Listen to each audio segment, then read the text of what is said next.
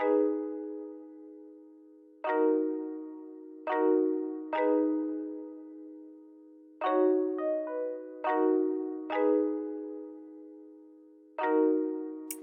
guys, and welcome to my YouTube channel. My name is Ashley. So today I'll be talking to you about ways to get into a postgraduate degree. So my first degree is in events management. I did a 3-year course at the University of West London. The reason why I've decided to do this video is because when I decided to go back to university 2 years ago, it was very difficult to find anyone in the UK who spoke about the different ways to get into social work. So I'm hoping today you just get like a very good brief into how you can get into social work at a postgraduate level. So the various ways I found to get into social work was first Frontline, Think Ahead, and doing a master's degree course in social work at a university or at the Open University, which is a distance learning course. Frontline is a graduate program that's focused on child protection social work. For you to be eligible to get onto this course, you have to have a 2-1 or higher in an undergraduate degree. You have to have a C in Maths and English. You have to go through the 6-stage selection process. After this 6-stage selection process, there's a summer institute that's for roughly 4 weeks where you have an intensive course in social work. And then after that, they deploy you to a local authority. The first year of the course, you work within a local authority with 4 other participants, and you have a consultant social worker who looks after you and supervises you. You do your second year where you're now a newly qualified social worker working within a borough and being paid to work. The disadvantages of Frontline is that it's only focused on child protection and it's very competitive to get into. So the second program is Think Ahead, which is a graduate program focused on mental health social work. For the eligibility criteria for this program, you need a 2-1 or higher in an undergraduate course. You also need a Maths and English at at least level C. The application process is to register your details, do an online test, complete your application, and then receive a conditional or unconditional offer. So for this program as well, they run a summer institute for 4 weeks where you learn the theory of social work. In the first year, you're deployed into 4 or 6 participants within a borough, and you've got a consultant social worker who supervises you at the local authority.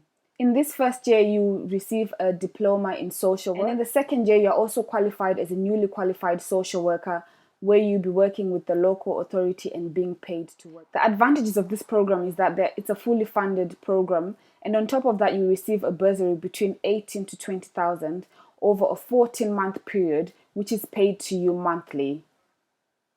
The disadvantages of this course is that it's only mainly focused in mental health social work, and that is very competitive to get into. The final way to get into social work is to do a master's degree course at a university. You have to apply through UCAS to be able to receive a place. So for universities, the eligibility criteria is a bit different. The university that I went to, Brunel University, accepted a 2-2 in undergraduate course, but you had to have a related subject, which is education, health and social care, or psychology, a 2-1 in an unrelated subject. So for example, I had an events management degree for my first degree, and I had a 2-1, so I was able to apply for this course. Currently, for home students, the tuition fees is £8,000 a year, and for international students, it's £15,400. The advantages of this course is that you may be eligible to receive an NHS bursary. They give you £4,000 towards your tuition fees, and then roughly £3,000 towards living expenses. This is a means-tested grant, so they will ask for what other income that you're receiving. So if you're working, they'll also take that into consideration. The good thing about this course is that you can get student loans company to finance your course, and then when you finished your course and you're now working, you pay back this loan.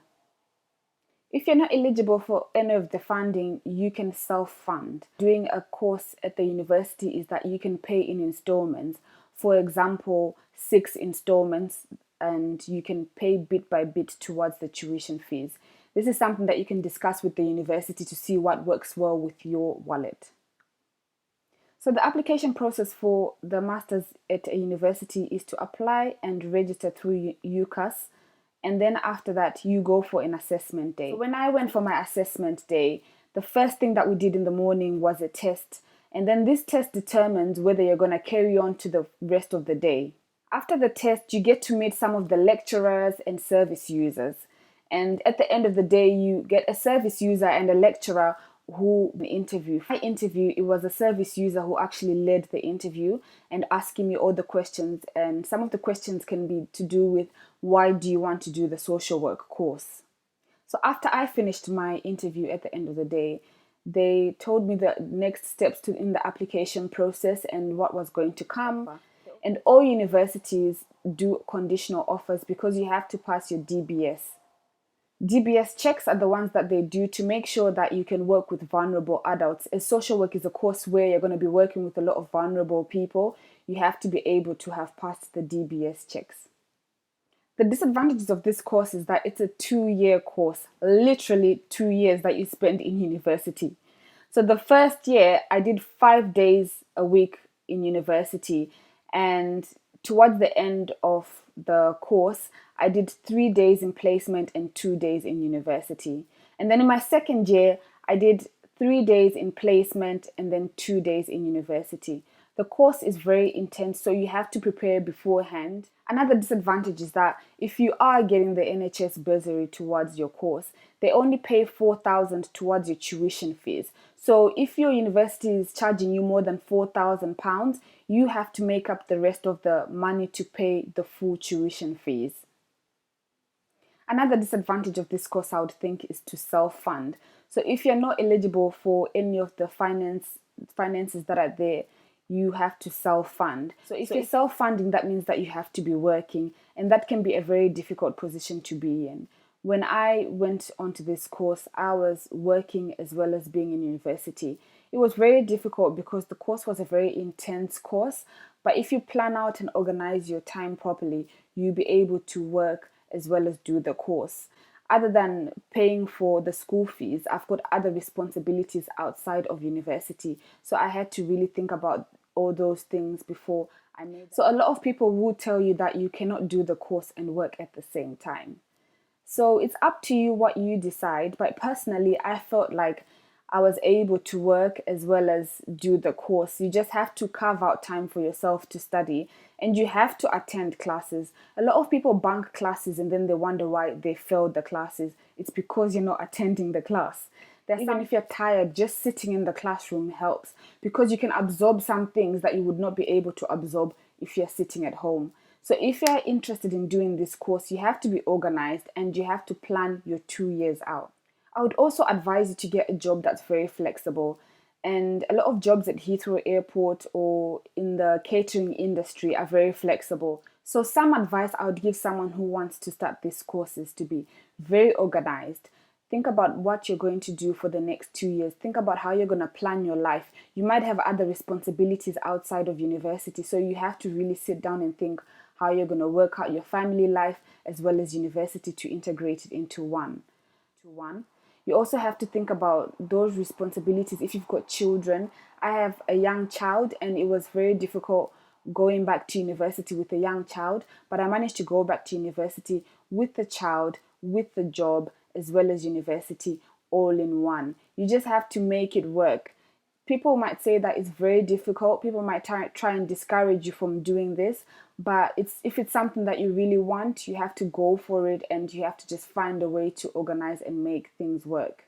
Another piece of advice I would give someone is to make sure you take care of yourself. You have to speak to your partner and explain that the next 2 years are going to be very intense, and you might neglect them a little bit, but you love them still. Because the thing is, this course is very, very intense, and you will get tired. And sometimes the things that you normally would do when you're not doing the course, like spending time with family and friends, is not going to be possible because you've got assignments due. You've got this due, you've got that due, you've got placement, you've got so many things happening all at once.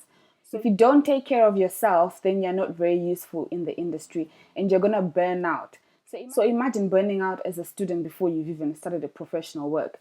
So I would say to you, make sure you self-care for yourself. Just take some time out. Just don't wash those dishes. Forget about the dishes until tomorrow.